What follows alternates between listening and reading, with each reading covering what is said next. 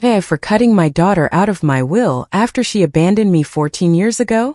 My name is Audrey and I met Mark right after finishing college.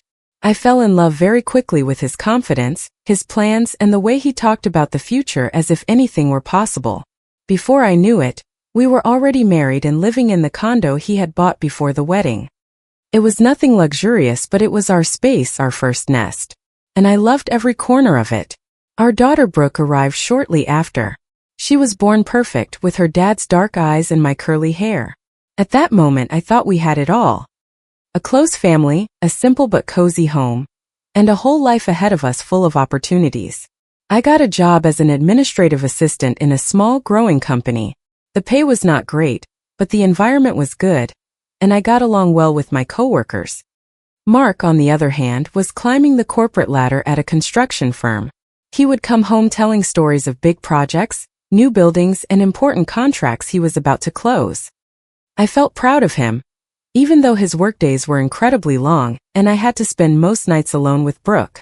I thought it was the price of building our future. Over time, however, something began to change in Mark. He started coming home late with a hard, suspicious look. "Who called?" he would ask me as soon as he walked through the door. "And why are you so dressed up?" First I laughed. I thought it was a silly joke from a jealous husband, but his joke slowly became a habit, and his habit turned into constant pressure. One night after a work event I had to attend, he decided to interrogate me as if I were a suspect. I was fed up and finally snapped at him.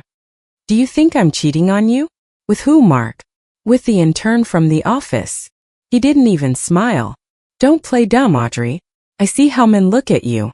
And that boss of yours, I don't trust him." I interrupted him. "He's married and has 3 kids. Please get a grip. I'm your wife. I love you." My words hit a brick wall. Nothing I said got through to him. The arguments became more frequent, more tense, more hurtful. Every fight damaged our marriage further. I was always faithful. It never crossed my mind to cheat on him, neither before nor after. But Mark's distrust seeped into everything. Our conversations, the way I dressed, even how I answered the phone. Meanwhile, Brooke continued living in her own childish world. She was 10 years old, went to school, played with her friends, and could spend hours glued to her tablet. I tried to hide our fights from her, closing the bedroom door or lowering my voice. But children always hear more than you think. The irony of it all was obvious. The one who always arrived late was Mark. The one who went on business trips was Mark. If anyone had reasons to be suspicious, it was me. But I trusted our vows and the love we once had. I wondered why he couldn't do the same. One night, after a particularly ugly fight, I found myself staring at the ceiling, unable to sleep. I was awake, tense, with a knot in my chest, while he snored softly next to me as if nothing had happened. I felt like we were miles apart, even though we shared the same bed. I wondered at what point we had reached this state, when love had turned into suspicion, when trust had transformed into accusations. I thought about leaving, taking Brooke, and starting over somewhere else, but the questions immediately popped up. Where would we go? How would I support her on an admin's salary? Besides, despite everything, I still loved Mark. I loved the man he used to be, and the one I kept hoping he would become again. Just when I thought things couldn't get any more complicated, life showed me they could. My mom, the person I always leaned on, suffered a stroke. Came without warning, like a physical blow. It left us all paralyzed. Mom had always been the picture of health. After my dad, Robert, died, she found refuge in gardening and book clubs. She had promised herself to live life to the fullest. She lived in a big, beautiful house in a desirable suburb, thanks to my dad's life insurance and the investments they had made together. I used to joke that she lived like a retired actress. But that Tuesday morning, everything changed. They called me at work. Her voice could barely tell me that she couldn't move half of her body. I ran to the hospital with my heart in my throat. The following weeks were a blur of white hallways, doctors, tests, and medical terms I barely understood. I took my mom to see top specialists, the kind that work at highly rated medical centers. I just wanted someone to tell me she was going to be okay. The prognosis was not good. The stroke left her bedridden, unable to move well, and needing constant care. I felt completely overwhelmed. How was I going to take care of my mom, keep working, look after Brooke, and deal with Mark's jealousy all at the same time? It felt like drowning slowly. Then, out of nowhere, Mark came up with an idea. "We should move into your mom's house," he told me one night while we were having dinner. I almost choked on my pasta. "What?" I asked, not understanding. "Think about it, Audrey," he continued, his eyes gleaming. "The house is big, it's in a great neighborhood. Brooke would have her own room, maybe even a playroom. Your mom needs constant care, and this way you would be close. Plus, we can rent out this condo and have some extra income." I had to admit it sounded reasonable. My mom's house was much nicer than our condo, and the idea of not having to drive across town every day to see her was tempting, but something inside me resisted. "I don't know, Mark," I hesitated. "It's my mom's house. We can't just show up and take it over as if it were ours." "Ask her," he insisted. "I bet she'd love the company. It's better than ending up in an assisted living facility, don't you think?" He was right about that. My mom had always said she didn't plan to live her final years in a prison for old people, as she called nursing homes.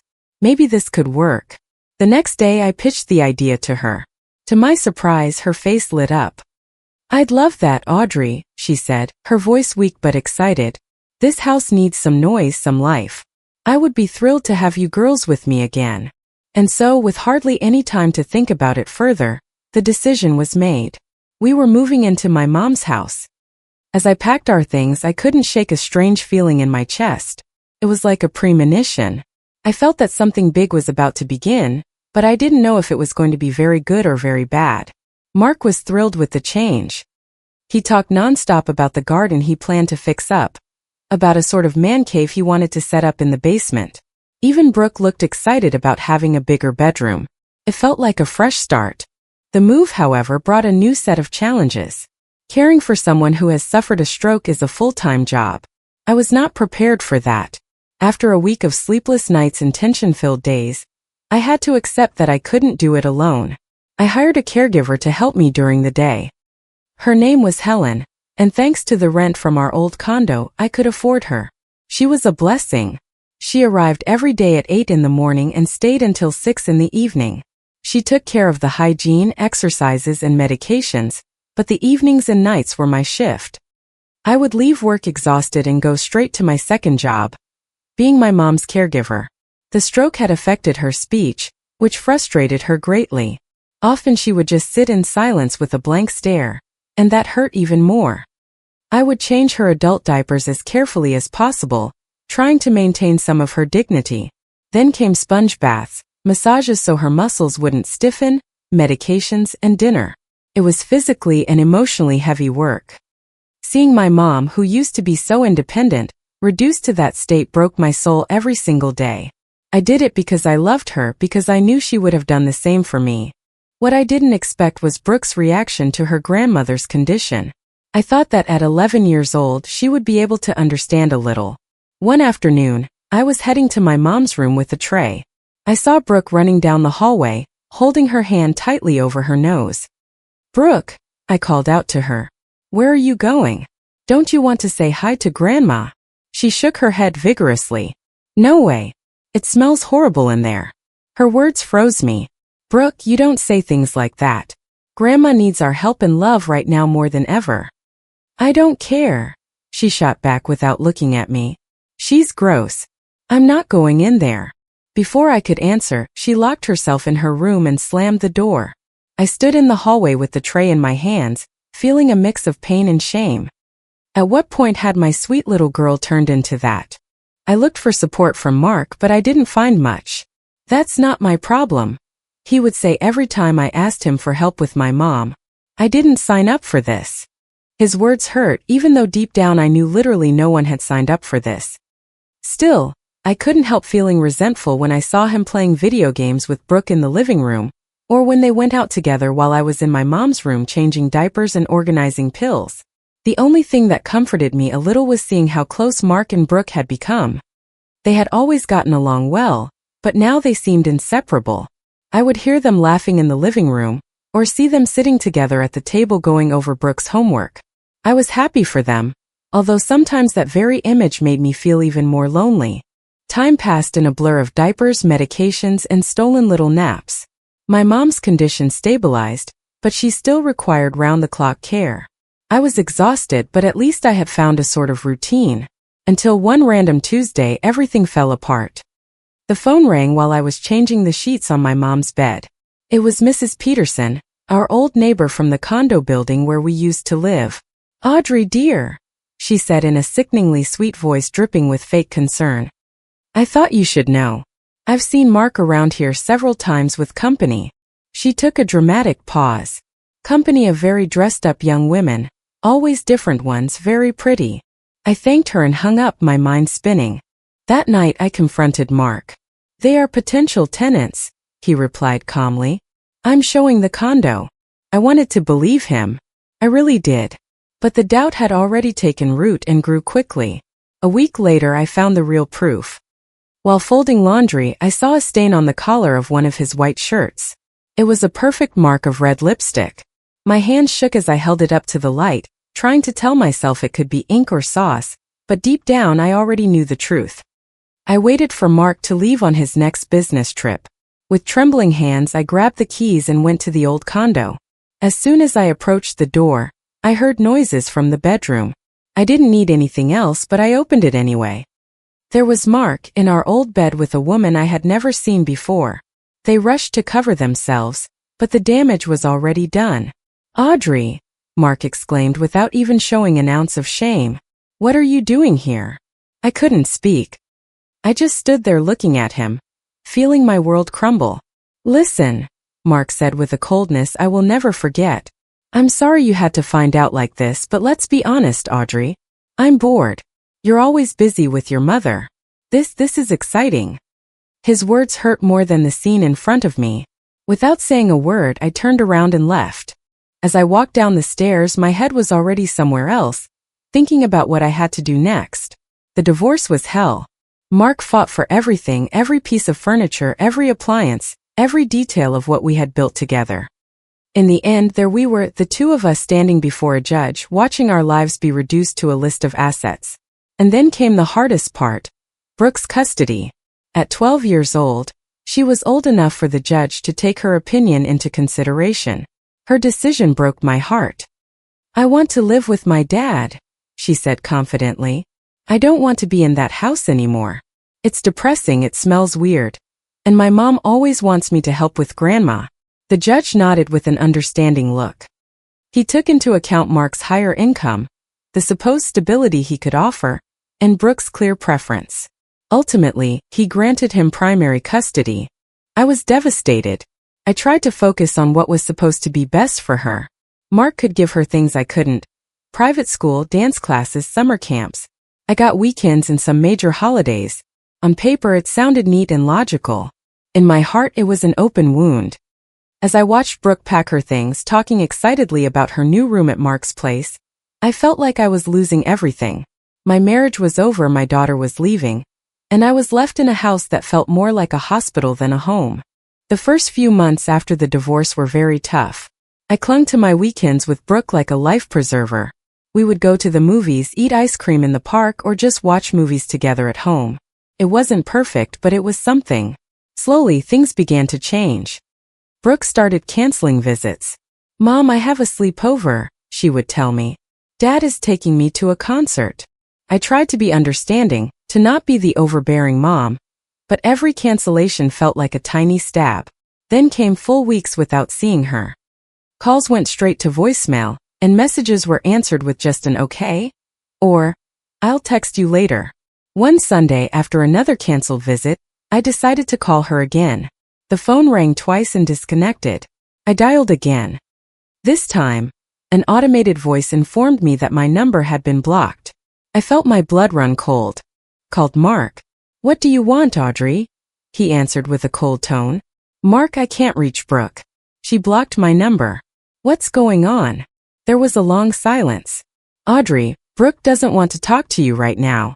You have to respect that." "Respect what?" "She's my daughter. She's also a person with her own feelings, and right now she doesn't want to be around all that negativity at your house." "Negativity?" I repeated in disbelief. I mean the sickness, the sadness. Brooke needs stability. She needs a normal family. She has that here. She has a normal life with Jessica, my wife, and me. 2 parents, no sick relatives, no drama. Why don't you just let her be happy? Tears began streaming down my face, even though he couldn't see me. Now she sees Jessica as a mother figure, Mark continued, softening his tone a bit. She has a complete family here. If you force things, you'll only push her further away. A small irrational part inside me whispered that maybe he was right. If I pushed too hard, I could lose her completely. I sank to the floor, clutching the phone to my chest. I cried until I had no strength left. My little girl no longer wanted me in her life. Someone else was saying goodnight to her and helping her with her homework. My mom found me hours later, still on the floor. She had shuffled her way into the living room with her walker, her face full of concern. "Audrey," she said with a firmer voice than usual. "What's wrong, honey?" I looked at her, and for the first time in a long time, I felt like a little girl looking for comfort again. "I lost my daughter, Mom," I cried, taking her hand. "I lost her." She squeezed my hand with what little strength she had. "No, Audrey, you didn't lose her. She is lost. It's different. Someday she'll find her way back. You'll see." I wanted to believe her. Years passed, 14 of them to be exact. It's amazing how time can fly and drag on at the same time. My mom's condition improved a bit. She regained some mobility and was able to speak more clearly again, but caring for her was still a full-time job. When she died one quiet night in her bed, I felt a mix of grief and, even though I'm ashamed to admit it, relief. Suddenly I found myself alone in that big silent house. There were no more beeping machines, no strict schedules for medications and therapies. It was just me walking through rooms filled with memories. The silence felt heavy. Suddenly the phone rang. The number was unfamiliar, but the voice was not. Even though so many years had passed, I would have recognized it anywhere. "Mom, it's Brooke. I would like us to meet up and talk." We agreed to meet at a coffee shop downtown. As I waited with my coffee cup trembling in my hands, I saw a young woman walk in. It took me a few seconds to realize it was her. She was no longer the tall, skinny girl I remembered. She was a fully grown woman, beautiful and confident. "Hi, Mom," she said, sitting across from me. At first, the conversation was purely surface level. She told me about her job in marketing, her friends, the things she liked to do. I listened, trying to recognize some part of the little girl she had once been. Then she dropped the bomb. "I'm getting married," she said, pulling an envelope out of her purse. "Here is the invitation." I felt a mix of joy and sadness. My little girl was getting married, and I had missed almost her entire life. "Oh, Brooke, what wonderful news. I'm so happy for you. If you need help with the expenses." She cut me off abruptly. "Actually, that's what I wanted to talk to you about," she said, leaning toward me. "I want to talk about Grandma's inheritance. The house, her savings, I want them." I felt as if someone had slapped me in the face. "Excuse me. Mom, that house is in a prime location," she continued, as if talking about a business deal. "It's worth a fortune. After the wedding, Ryan and I want to live there, start our family there." Anger bubbled up inside me. "Brooke, you haven't set foot in that house in over 10 years. You said it disgusted you. You called it a tomb." She waved a hand dismissively. "I was a kid," she replied. "I grew up. Things changed. Plus, I'm the only granddaughter. I'm sure Grandma would have wanted the house to go to me." I couldn't believe what I was hearing. "You think she would have wanted it for you, Brooke? You didn't even go to the funeral. You didn't call. You didn't write. Years without a single word." "That's in the past," she said, annoyed.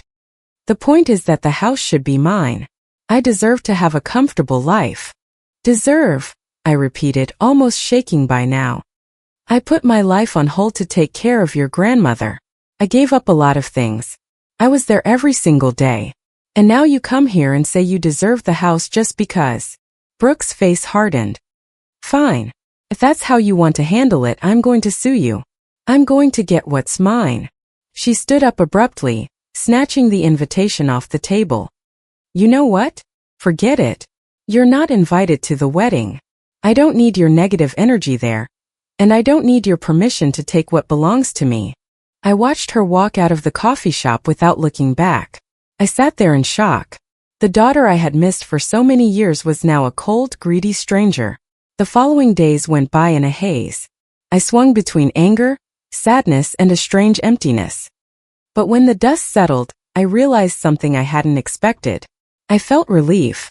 Relief because I no longer had to keep waiting for a reconciliation that was never going to come.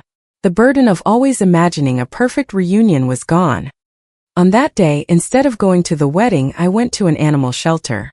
I spent hours cleaning cages, petting abandoned dogs and scared cats. I found comfort in the simple affection they offered.